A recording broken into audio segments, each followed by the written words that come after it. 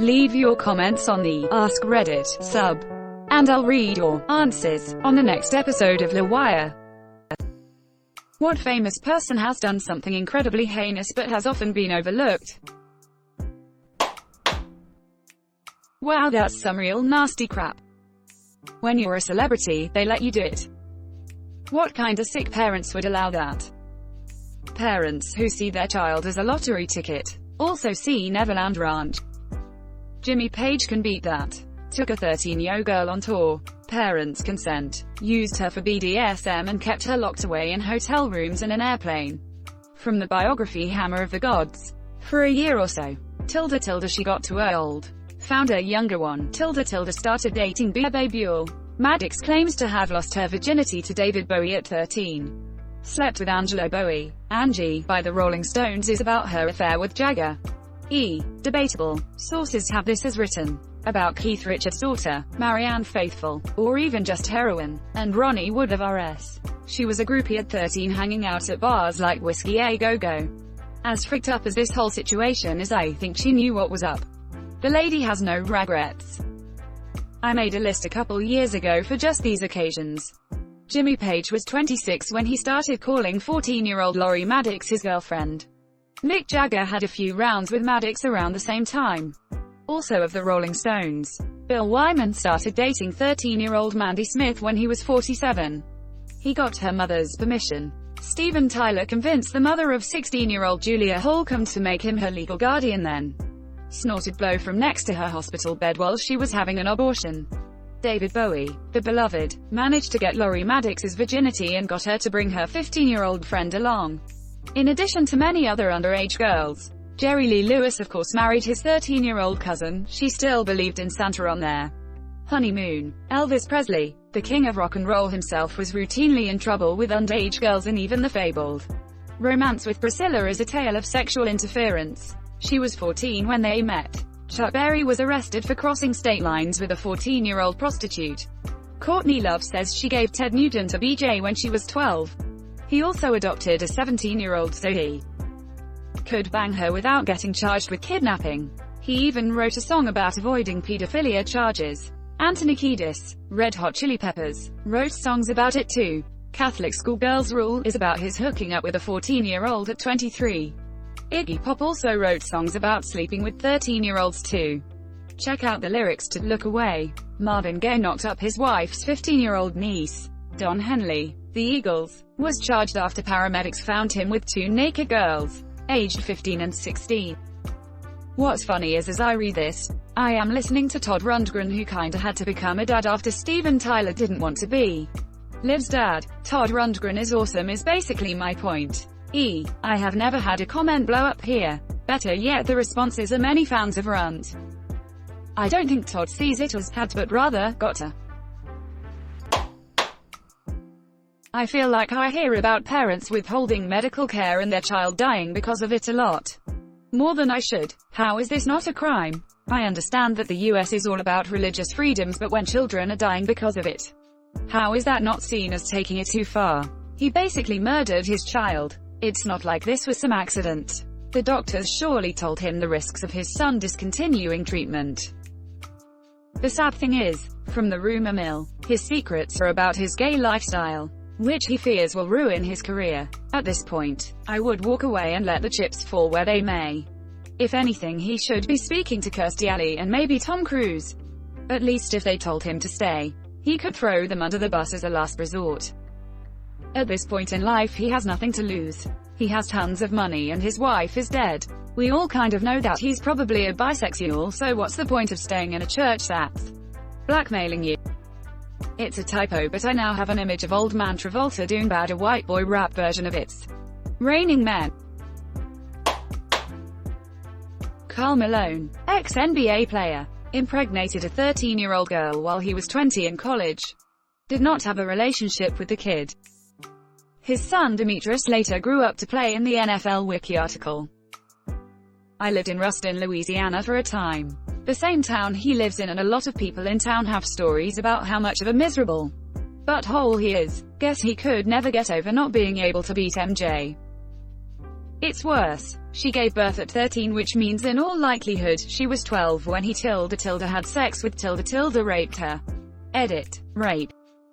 Really surprised not one person in this thread has mentioned Kobe Bryant's rape. If you read his interrogation with the police afterwards, he complains that basically, other NBA players like Shaq could just pay the girl off in situations like this. And that's what he should have done. And he's still worshipped.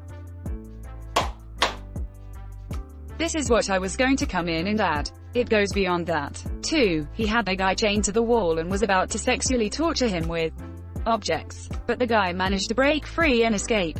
This wasn't rough play. It was attempted straight-up Gussie crap. He was just incompetent at it and got a slap on the wrist. At least he was actually penalized for it. One of the more bizarre aspects of the Gussie case, like any of it wasn't bizarre, but you know what I mean, was that he flat-out kidnapped 2 guys whom he raped and tortured and then released for whatever reason. One guy was bi. I'm not sure about the other one, but the point is that they were kidnapped, raped, and tortured so badly they were hospitalized, and they identify Gussie. Cops' reaction: interview him and accept his explanation that it was consensual, slave sex. Case dropped. LUL gays. Meanwhile, nobody's even bothered to check his past convictions or figured out that this is the same guy who's had several teen employees up and vanish. Reminds me of Dharma. Yes, officer. This 14-year-old with a hole in his head is my lover. Officer. Okay. Have a nice day. Do you want to sell me a meat pie? Come upstairs and see my chained-up guy. Friends don't let friends drive drunk.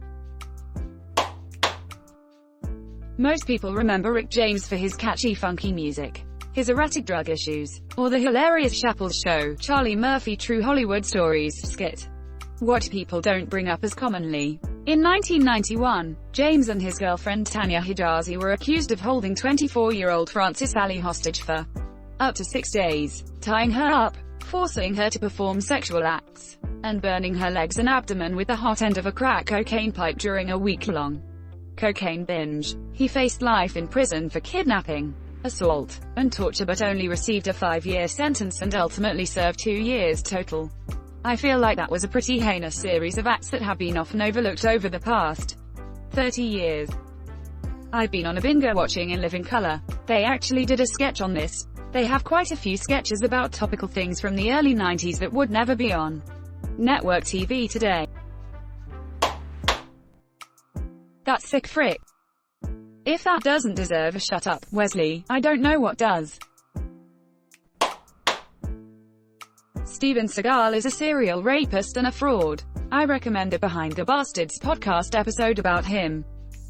When I was training in Aikido in the 90s, the head of our style was Shihan Fumio Toyoda. He would come to do seminars like twice a year and we all would go out to eat and he would tell us stories. Well, Shihan was the person that Seagal got his first dan from.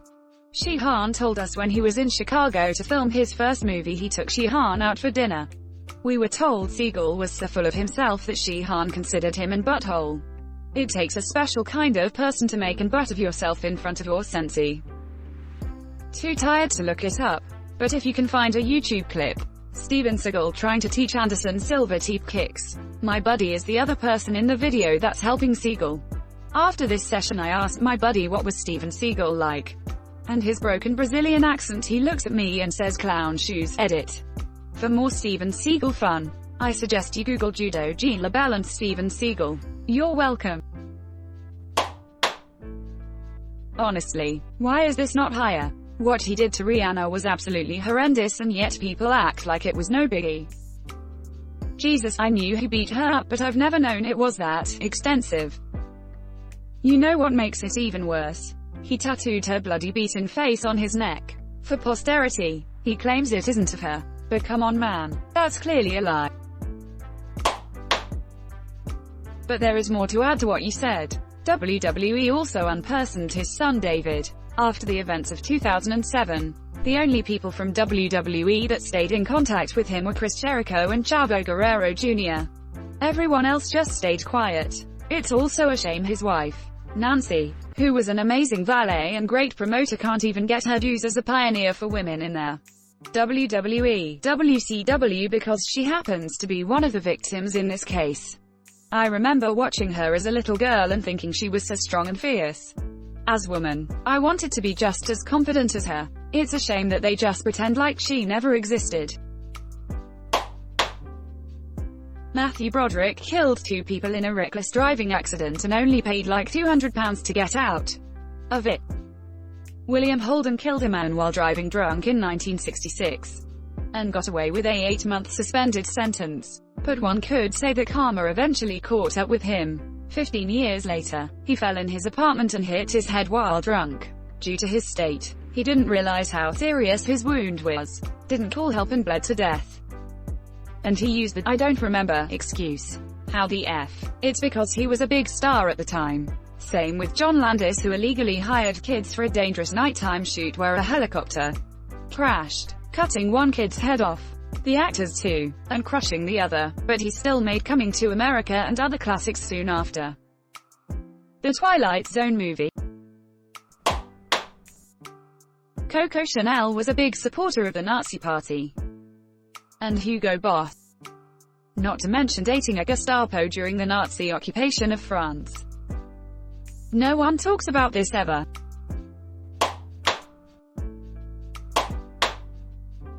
There's no consequence, why would they stop doing it?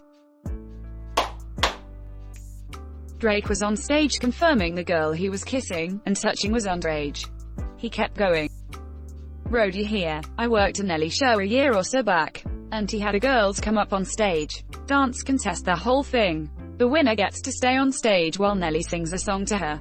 And he's just about to start with the whole bump and grind thing before he stops like, "Yo, I'm a need to see some ID."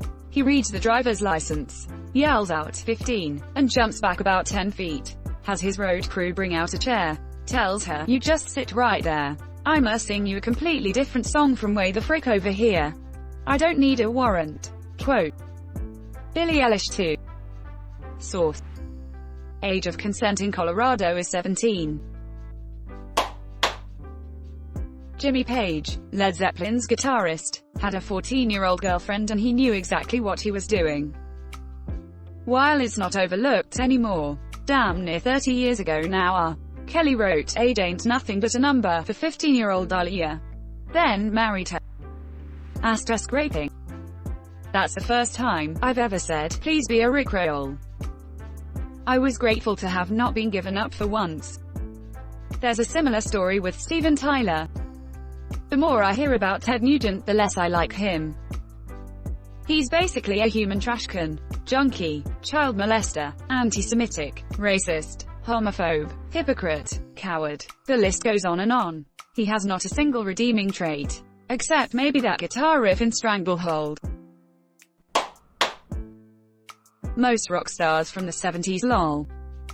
Brendan Small and Tommy Blaha lampooned this in their show, Metalocalypse. Had a washed-up 80s glam rock star who was famous for a song about a 14-year-old. I knew Zaz Blammy Mataz was based on Kiss, but I didn't realize how much I do cocaine. People are still playing Chris Brown on mainstream radio like he didn't try to kill Rihanna. He also pushed Karrueche Tran, his girlfriend at the time, down the stairs and she now has a restraining order against him.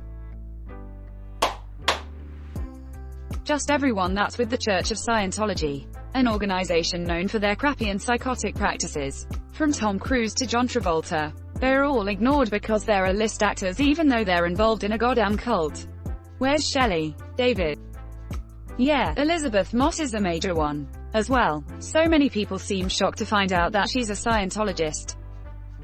Yeah, I stopped watching Handmaid's Tale when I found out. Shush is related to Danny Masterson, another cult member and rapist. It killed me to find out Jason Lee was a Scientologist. I loved my name is Earl.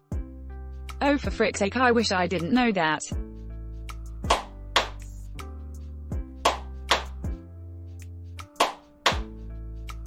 Thanks for watching LWIAR, the best of recent r/AskReddit submissions and comments. If you like this video, check out LWIAR too, and don't forget to like and subscribe.